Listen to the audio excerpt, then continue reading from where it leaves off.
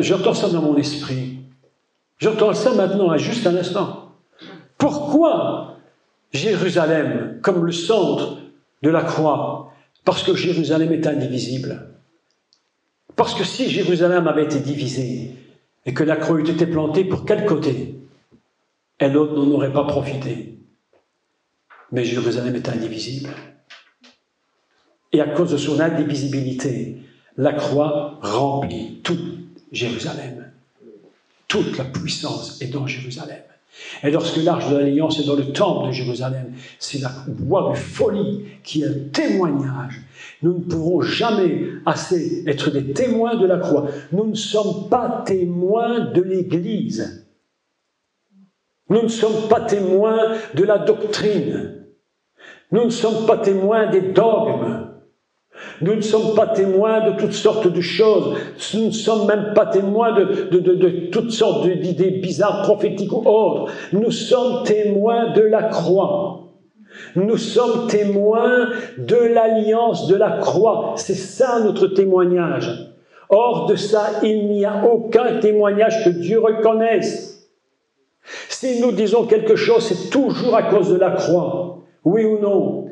Et c'est tellement vrai ce que je vous dis que Paul va dire une chose. Il dit, je ne sais qu'une chose parmi vous. Je ne sais qu'une chose. Jésus-Christ et Jésus-Christ crucifié. Autrement dit, il dit, moi je suis témoin. Je suis Aaron Édoute. Et je suis Aaron Abrite. C'est pourquoi je vous parle de l'alliance. Et nous qui sommes ici, tous des ressuscités, nous sommes des témoins, nous sommes tous des arches ambulantes. Nous sommes des arches de l'alliance ambulantes dans ce monde. Parce que nous sommes à la fois témoins et témoins de l'alliance. Et c'est pour cette raison qu'on nous mettait le sang une fois par an sur Aaron, dans le lieu très saint. Vous serez mes témoins jusqu'à Jérusalem. Et puis il dit jusqu'en Judée. Judée, c'est extraordinaire, Judée. Oh, Judée, c'est Juda. C'est quoi Juda? C'est quoi la tribu de Juda? Est-ce que vous savez ce que c'est la tribu de Juda? C'est une histoire de fou. Une histoire incroyable. Je n'ai pas un tableau pour vous écrire, mais je vous explique. Juda, c'est la seule tribu d'Israël qui contient dans l'ordre les 4 lettres du nom divin. Le nom divin qu'on appelle l'Éternel, quand l'on écrit Yud, He, Vav, He, ça s'appelle l'Éternel. Eh bien, Yuda, c'est le nom divin plus une lettre. Et vous savez quelle lettre on rajoute? Le T, Dalet. Et Dalet, c'est quoi en hébreu? C'est la porte. Yuda, c'est la seule tribu qui contient toutes les lettres du nom divin. Et Yeshua a dit, je suis la porte des brebis. Et parce que je suis la porte des brebis, c'est moi qui vous introduis dans le nom divin, l'Éternel, le Créateur de l'univers. Est-ce que vous me comprenez ce que je dis? Vous me suivez? Très important. Nous sommes connectés et nous sommes témoins de la croix. Il dit Jérusalem d'abord, et puis Juda, les Juifs, là spécifiquement défini dans Judée. C'est un endroit très spécial. Et puis il dit, dans la Samarie, Samarie c'est magnifique, on appelle ça, les Samaritains c'est les Chomrines. C'est quoi Chomrines? Tout ça est calculé dans la tête, hein, du Messie. Ce sont les gardiens. Les Samaritains s'appellent en réalité les gardiens, si je fais la traduction. Et c'est pourquoi aujourd'hui, il y a encore des Samaritains en Israël. Une toute petite tribu des Samaritains, sur quelques centaines, très peu. Et les Samaritains, ils disent qu'ils sont les gardiens de la Torah, et qu'ils sont actuellement et de toujours les seuls qui sont les gardiens, parce que les Samaritains disent « Nous sommes les seuls descendants qui viennent de Aaron, le grand prêtre. » Mais oui, c'est ce qu'ils disent. Alors, comme ils disent « Nous sommes les seuls », nous les Samaritains, c'est pour ça qu'il y avait conflit entre les Samaritains et les Juifs. Parce que les Samaritains avaient leur temple sur le mont Ébal, et les autres avaient les temples à Jérusalem. Elle disait, nous les Samaritains, nous n'allons jamais à Jérusalem. Et c'est pourquoi, quand Jésus parla à la Samaritaine, les disciples ont dit, mais qu'est-ce que tu fais? Pourquoi tu parles à la Samaritaine? Une femme, en plus, une Samaritaine. Et Jésus va leur... Et les disciples disent à Jésus, écoutez, c'est formidable. Non, écoute ça, mon frère, c'est formidable. Les disciples disent à Jésus, mais écoute, Yeshua, écoute, franchement, écoute, il dit, mais non, tu vas passer par la Samarie, mais tu ne te rends pas compte, le détour que tu fais, parce qu'à l'époque, c'était à pied. Hein, le TGV n'existait pas. C'était à pied. Il dit, mais tu te rends compte, le détour que tu vas nous faire? Et Jésus dit, il faut que j'aille là. Il faut que je passe par là. Et quand il sait qu'il doit y aller, il y va. Et il va en Samarie. Et là, il va au puits de Jacob. Et pas n'importe quoi, le puits de Jacob. Ça a tout un sens. Et là, il rencontre cette femme. Et c'est à cet endroit que Yeshua va dire la première fois à des non-juifs, à des ennemis, ceux qui ne s'entendaient pas. Les Samaritains et les Juifs, c'est la guerre. Et c'est pourtant là que le Messie, pour la première fois, révèle qu'il est le Messie. Il dit ouvertement, c'est moi le Messie. C'est pas des Juifs qui le dit. Vous savez qu'est-ce qu'il dit aux Juifs? Tu sais ce qu'il dit aux Juifs, mon père? À Jérusalem, il le dit, pas ailleurs. Il dit, je suis le roi. À Jérusalem, tu ne peux dire qu'une chose, c'est je suis le roi. Par contre, en Samarie, au puits de Jacob, il va dire, je suis le Messie. Et vous savez ce qu'ils comprennent, les Samaritains? Je vais vous dire. Écoutez ça. Qu'est-ce qu'ils comprennent, les Samaritains? C'est qu'en Samarie, là tout près, juste à côté, il y a une tombe. Il y a une tombe. Et c'est quoi la tombe? Qui est dedans? Joseph. Et comment appelle-t-on chez les Juifs Joseph? Mashiach ben Yosef. Le Messie, fils de Joseph. Et pour quelle raison? Parce qu'il a sorti le peuple de la famine. Et il représente l'image du Messie sauveur. C'est l'image qu'ils en ont. Et voilà qu'il dit, il faut que je passe en Samarie. Et ses disciples lui disent, mais non, ne passe pas, on fait un détour. Il dit, il faut que je passe. Les amis, écoutez-moi bien, écoutez-moi. Quand le Seigneur te dit, il faut que tu ailles, ne discute pas. Ne discute jamais. S'il te dit, il faut que tu ailles, c'est qu'il y a une raison d'y aller. Parce qu'il y a un temps, une minute, un jour, une seconde, où Dieu t'attend quelque part. Et si nous refusons de faire cela, nous ratons la bénédiction pour nous et pour les autres. Il faut que je passe en Samarie. Et là, le Messie extraordinaire, écoutez l'histoire, écoutez ici. Il va faire quelque chose d'incroyable, le Messie. Incroyable, incroyable. Vous savez ce qu'il va dire? Il arrive près de la Samaritaine, il va faire son discours, il parle avec elle, il lui raconte sa vie. Enfin, je rentre pas dans le détail là-dessus. C'est pas l'utilité maintenant. Mais il va lui dire une chose fantastique. Il va lui dire, si tu bois de l'eau que je te donne d'en haut, mais elle est où la Samaritaine? Au puits, à l'eau d'en bas. C'est-à-dire que le Seigneur est en train de faire quelque chose d'incroyable. Vous savez ce qu'il est en train de dire? Il est en train de lui dire, rappelle-toi le début de la Torah. Qu'est-ce qui est écrit, toi qui t'appelles la gardienne de la Torah? Vous les Samaritains, les gardiens, rappelle-toi ce que Dieu a fait au commencement du monde. Il a dit que les eaux se séparent, et qu'il y ait des eaux en haut, et qu'il y ait des eaux en bas. Et puis Dieu parle et il dit que les eaux se rassemblent en un seul endroit. On appelle ça un makom echad, en un lieu un. Et vous savez ce que c'est le makom echad? Vous savez ce que c'est que ce rassemblement? On appelle ça en hébreu le rassemblement des eaux. Evaku amaim, ce qui signifie rassembler les eaux. Mais cette expression rassemblement, elle vient d'une racine hébraïque qui signifie l'espérance. Atikva, c'est l'espérance. L'hymne national israélien aujourd'hui s'appelle Hatikva, c'est-à-dire l'espérance. Ikavu amaim, que les eaux espèrent. En un lieu un, que les eaux espèrent. Et voilà que Yeshua est en Samarie. Il est en train de dire à la femme, écoute, je te donne de l'eau d'en haut, mais il y a aussi l'eau d'en bas. C'est Jacob. Et Jacob, c'est celui qui va engendrer Joseph. Tout ça est calculé parfaitement. Le Messie calcule chaque chose, chaque moment. Vous comprenez cet enseignement?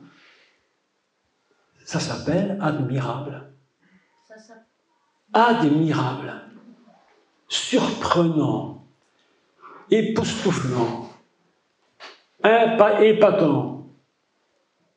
Là, on passe à autre chose. C'est plus simplement Jésus qui rencontre une femme parce qu'il avait un... Non, tout est calculé. Et les choses qu'il lui dit sont pesées. Rappelle-toi comment Dieu, le maître du monde, a séparé les eaux.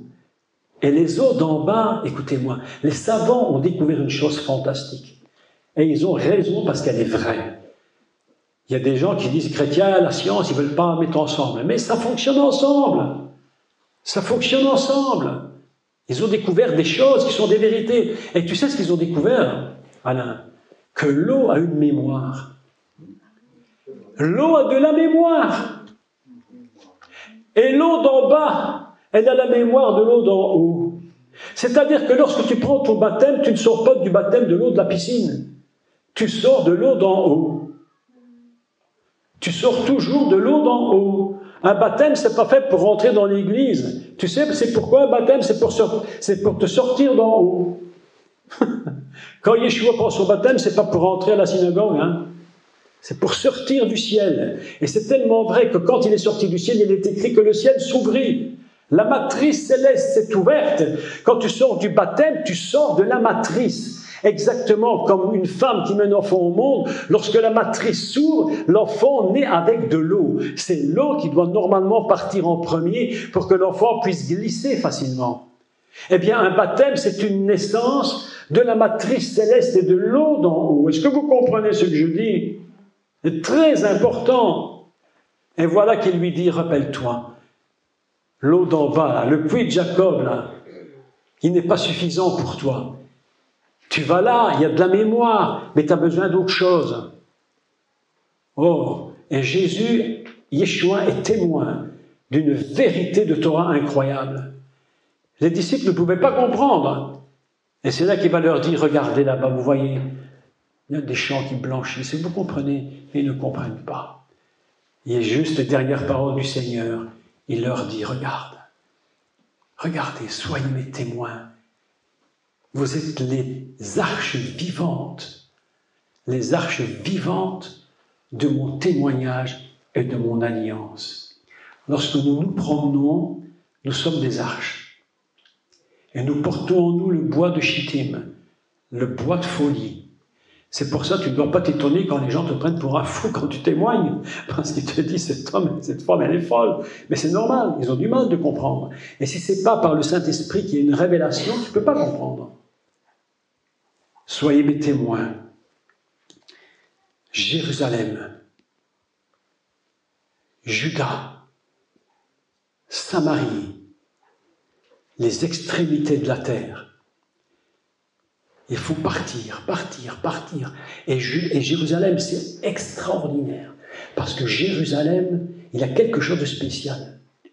Je voudrais vous expliquer encore les mystères de Jérusalem. Écoutez, vous allez comprendre pourquoi les gens... Est-ce que vous avez écouté des informations? Écoutez, c'est surprenant, en plus c'est surprenant.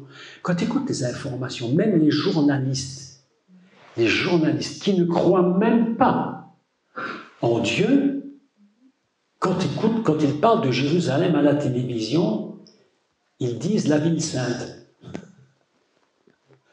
Et pourtant, ils ne croient pas. La ville sainte. C'est bizarre, non? Tu ne crois pas, mais tu dis la ville sainte. C'est-à-dire que le monde entier se rend bien compte qu'il y a quelque chose à Jérusalem qu'il n'y a nulle part ailleurs. Et vous savez ce qu'il y a à Jérusalem qu'il n'y a nulle part ailleurs? La gloire. Et vous savez ce que c'est la gloire? Là, nous sommes en train d'apprendre ce que c'est que Shavuot. Et pourquoi ça part de Jérusalem? Écoutez, je t'explique pas, c'est trop magnifique ça. La gloire de Dieu, elle est représentée dans le livre d'Ézéchiel comme des roues. Des roues. Des immenses roues qui tournent, les unes dans les autres. Et il entend une voix, le prophète entend une voix qui lui dit, écoutez, c'est bizarre, il voit les roues, il est content, hein, c'est déjà magnifique. Mais il y a une voix qui vient des roues et qui parle. Et la voix, elle dit quelque chose d'incroyable. Elle dit, je vais te dire le nom de la roue. Ah bon? Donc la roue porte un nom. Moi, ma voiture, ça s'appelle Michelin. L'autre, ça s'appelle, je ne sais pas, moi, comment? Dunlop. Voilà, Michelin, Dunlop, tout ce que tu imagines. Mais la roue de Dieu porte un nom. Et comment elle s'appelle, la roue de Dieu? Qui sait comment elle s'appelle? Elle s'appelle Galgal. Et la roue, c'est Galgal, c'est son nom. Écoutez bien le raisonnement que je te fais maintenant. Mais Galgal a une valeur numérique en hébreu. Et tu sais quelle est la valeur numérique de Galgal de la roue? Est-ce qu'il y a des profs de maths ici? Oui. Toi, prof de maths. C'est quoi la formule de la superficie de la roue? Du cercle, c'est quoi? 3,14. 3,14, c'est la superficie de la roue. C'est la formule mathématique pour la superficie de la roue. Vous savez, en hébreu, Galgal, la roue, quelle est la valeur numérique de Galgal? 314. 3,14.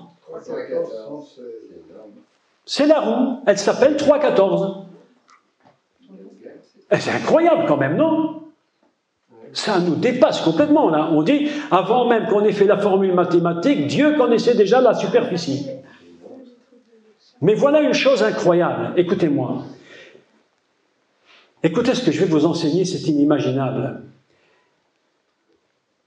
Il y a un personnage dans la Bible, un prophète très puissant, qui vient de la roue. Il sort directement du cœur de la roue, et il vient en Israël et il prophétise. Qui est ce fameux personnage? Ici, on fait un quiz. Qui est ce personnage qui vient du cœur de la roue? Comment? Qui? Non. Non. Je te parle du prophète Élie. Élie vient d'où? De Gilgal, qui est en réalité Galgal. Eh bien, c'était ma question tout à l'heure, mais je n'ai pas osé t'interrompre parce que je ne sais pas si on peut... On ne peut pas. Voilà, donc c'est les deux... le même... Oui, c'est la même idée. Il vient de Galgal et il est un tishbite. C'est quoi un tishbite? Personne ne vous le dit. C'est quoi un tishbite? Non. Ça vient, écoutez, ça vient d'une racine hébraïque qui produit le mot teshuv, qui veut dire retourner en arrière. Ce qu'on appelle en français convertis-toi. Il vient de la roue et il est teshuv, tishbit. C'est la même racine. C'est-à-dire que Élie, le prophète, il vient de la roue. Et quand il va remonter au ciel dans la gloire, il va retourner dans la roue céleste. Et qu'est-ce qui se passe dans une roue? Écoutez bien, écoutez, je suis en train d'expliquer pourquoi il commence par Jérusalem. Vous me dites, mais qu'est-ce que tout ça peut bien avoir à faire avec Jérusalem? Mais la réalité, elle est là. C'est que quand tu prends une roue, il faudrait que j'ai un truc rond ici, le tambourin. Qui c'est qui me passe le tambourin? Je vais te montrer une roue. Regarde. Quand tu as une roue, le centre de la roue va produire quelque chose. Une force centrifuge très puissante. Et la force part du centre. C'est-à-dire que si tu roules en voiture à du 80 à l'heure dans un tout petit tournant, tu te renverses. Parce qu'il y a une force qui part du centre et qui te pousse. Plus tu t'avances, plus la force dilue. C'est-à-dire que si tu es dans le cœur de la roue céleste, tu touches une puissance que tu ne peux même pas imaginer. Et c'est pourquoi Yeshua leur dit, attention, soyez mes témoins d'abord à Jérusalem, c'est le centre. Toute la gloire et la puissance part du centre, c'est Jérusalem. Et Jérusalem est connecté puissamment avec le Jérusalem céleste. Quand on parle de la gloire d'en haut, on ne parle pas de rien d'autre que de Jérusalem. Tu es d'accord? C'est Jérusalem. Ne vous endormez pas. Jérusalem, c'est le cœur de la roue. C'est de là que va sortir toute la gloire et toute la puissance. Et de là va émaner une force indescriptible. Aujourd'hui, on veut casser Jérusalem, de telle sorte que la roue soit brisée. Mais une roue brisée ne peut plus rouler. Il faut donc conserver l'unité de Jérusalem. Et à Jérusalem, le cœur de la roue, c'est le temple. C'est de là que va sortir toute la puissance qui va sauver l'humanité. Le cœur de Jérusalem. C'est pourquoi il est écrit dans le prophète Ésaïe, « Consolez, consolez mon peuple !» Parlez à qui? Au cœur de Jérusalem. Parlez à son cœur, parce que son cœur est blessé. Parlez à son cœur, dites-lui, votre délivrance est proche. Le Messie arrive, ôtez les pierres, ôtez les cailloux, faites-lui une place facile pour qu'il vienne, remontez les vallées, il n'a pas envie de se fatiguer, baissez les montagnes, il n'a pas envie de se fatiguer en montant, mettez tout à plat, tirez les pierres, les cailloux, le Messie arrive, réjouis-toi Jérusalem, parlez au cœur de Jérusalem, il est le centre, c'est de là que part toute la puissance. Et c'est pourquoi Yeshua leur dit, vous serez mes témoins à Jérusalem. Et de là, ça va émaner. Mais la puissance est tellement grande que même elle ne diminue pas. Elle sort avec une violence incroyable à travers la Judée, la Samarie et jusque les extrémités de la terre. Partout, la puissance se dégage. Ça sort de partout. Si demain Jérusalem disparaissait, le Messie ne reviendrait pas. Parce que le Messie ne revient pas à Washington. Il ne revient pas en Corée du Sud. Il ne revient pas à Bruxelles. Il ne revient sûrement pas à Paris. Il n'y a qu'un endroit où il revient. Le lieu de l'unité. Jérusalem, le cœur. Jérusalem. Jérusalem. Il y a un chant magnifique que j'ai chanté ce matin, j'ai pas eu le temps de chanter aujourd'hui. Jérusalem, tes souffrances vont se terminer. Parce que tu es le cœur, tu es le centre même.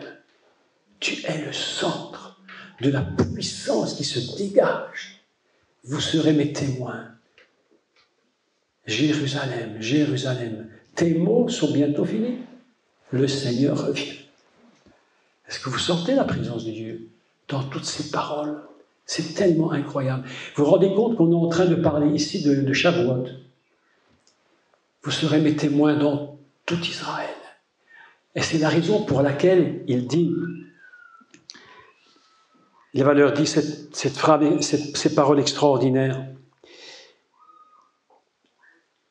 Il va leur dire, et dans le prophète Joël, vos fils et vos filles prophétiseront, vos vieillards prophétiseront, les servantes et les serviteurs prophétiseront, tout le monde aura un mouvement prophétique.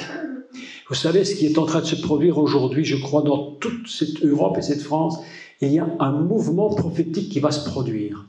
Mais pas un mouvement prophétique de n'importe quoi, pas du blabla, de blabla pour se faire de l'argent sur le compte des gens.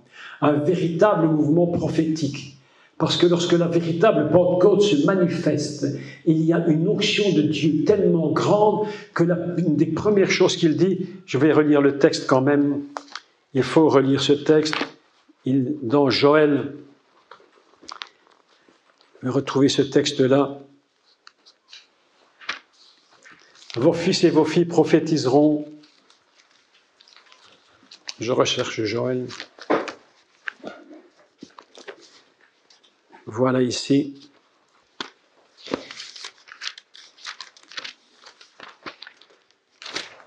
Voilà. Ce texte est puissant. Après cela, je répandrai mon esprit. Maintenant, on va essayer de changer la lecture. Je paraphrase le texte, mais c'est exactement ce qu'il dit. Après cela, je vais répandre le souffle de la création de l'univers.